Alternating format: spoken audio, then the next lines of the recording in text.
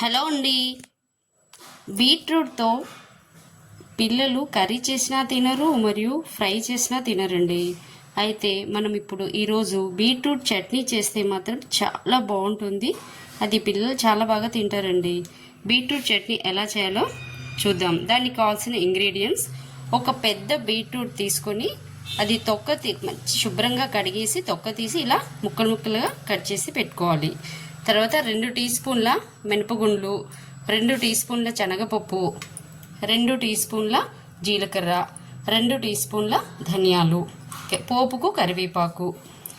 Next ఒక పెద్ద నిమ్మకాయ సైజ్ అంతా చింతపండు తీసుకొని శుభ్రంగా దాన్ని డస్ట్ అంతా తీసేసి దానిలో ఉన్న నారంతా తీసేసి కడిగి మళ్ళీ ఇక్కడ ఇలా పెట్టుకోవాలండి. కడిగి వాటర్లో కడిగి మళ్ళీ తుడిచి పెట్టుకోవాలండి.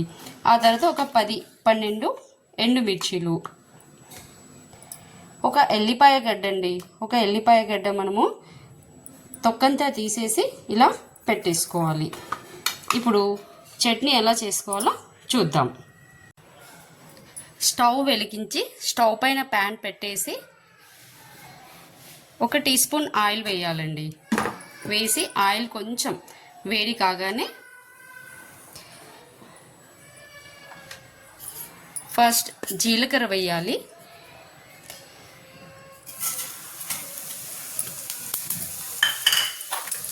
నెక్స్ట్ శనగపప్పు, మినపగుండ్లు, ధనియాలు ఇవన్నీ వేసి కొద్దిగా కలపాలండి.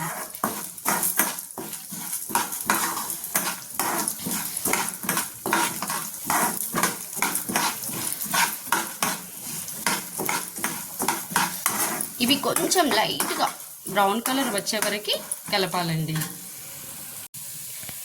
ఇదిగోండి, ఇలా ఇది కొంచెం బ్రౌన్ కలర్లోకి మారగానే ఇందులోకి ఎండుమిర్చి వేయాలి. వేసి కలపాలండి. ఎండుమిర్చి కూడా కొంచెం వేపు కాగానే ఇలా ఎండుమిర్చి వేసి కాస్త ఫ్రై చేయాలి.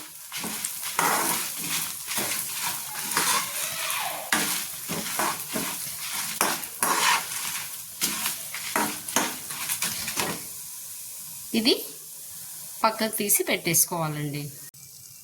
ఇదిగోండి, ఇది ఇలా పక్కన పెట్టేసుకోవాలి. ఇది చల్లారనివ్వాలండి. అంతవరకు మనం ఏం చేయాలంటే ప్యాన్లో మళ్ళీ 1 టేబుల్ స్పూన్ ఆయిల్ వేయాలండి. వేసి ఇప్పుడు బీట్రూట్ వేసి బాగా ఫ్రై చేయాలి.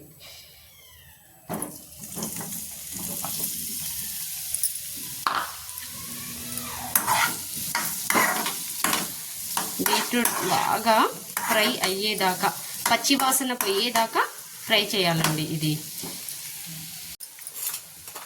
ఇదిగోండి, బీట్రూట్ చక్కగా ఫ్రై అయిపోయింది. ఇప్పుడు దీంట్లోకి మనము ఈ చింతపండు వేసి కాస్త ఫ్రై చేయాలండి. కాసేపు ఇలా ఫ్రై చేయాలి. జస్ట్ 1 మినిట్ ఇలా ఫ్రై చేసేసి స్టవ్ ఆఫ్ చేసి పెట్టేసుకోవాలి. స్టవ్ ఆఫ్ చేసిన తర్వాత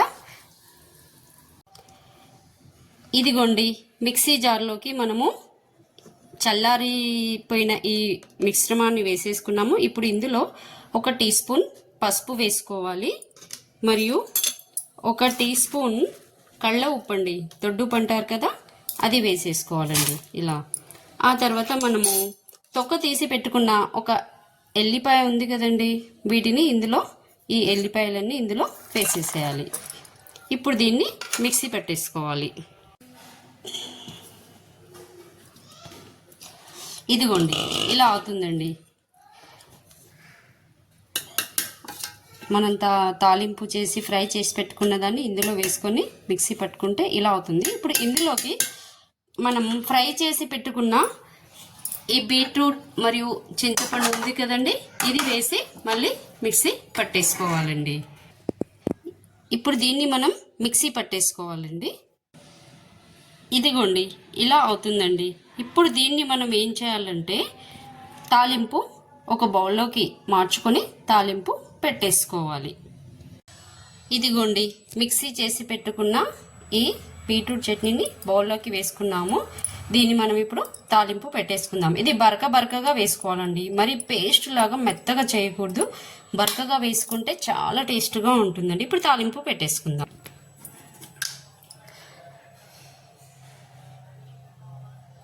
ఒక టీ స్పూన్ ఆయిల్ వేసేసుకోవాలండి. ఆయిల్ కొంచెం వేడి కాగానే జీలకర్ర ఆవాలు వేసేసుకోవాలి. నెక్స్ట్ కరివేపాకు,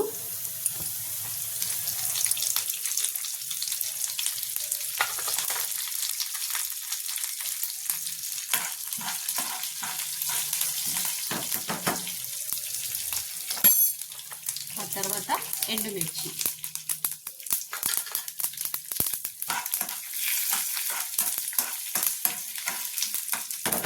ఒక చిటికెడు ఇంగువ వేసుకోవాలండి. ఇందులో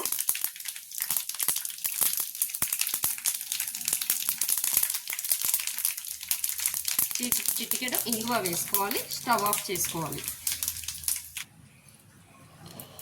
ఇదిగోండి, ఈ తాలింపుని ఇందులో వేసి కలిపేసుకోవడమే. చూడండి, బీట్రూట్ చట్నీ ఎంత బాగుందో చూడండి. బీట్రూట్ అంటే ఇష్టపడని వాళ్ళు ఈ రకంగా చట్నీ చేసుకొని తింటే మాత్రం అన్నము అస్సలు వదిలిపెట్టకుండా తింటారండి. అన్నంలోకే కాదండి, చపాతీలోకి కూడా చాలా బాగుంటుంది. చపాతీ చేసి ఇది చపాతీ పైన ఇలా పేస్ట్ లాగా అప్లై చేసి రోల్ చేసి ఇస్తే మా పిల్లలు అయితే భలే బాగా తింటారండి. బీట్రూట్ చట్నీ ఇలా చేస్తే, కర్రీ చేస్తే తినరు కానీ ఇలా చట్నీ చేస్తే చాలా బాగా తింటారండి. మీరు కూడా ట్రై చేయండి. ట్రై చేసి బీట్రూట్ చట్నీ ఎలా ఉంటుందో నాకు కామెంట్లో పెట్టేసేయండి. Please like, share, subscribe. Thank you.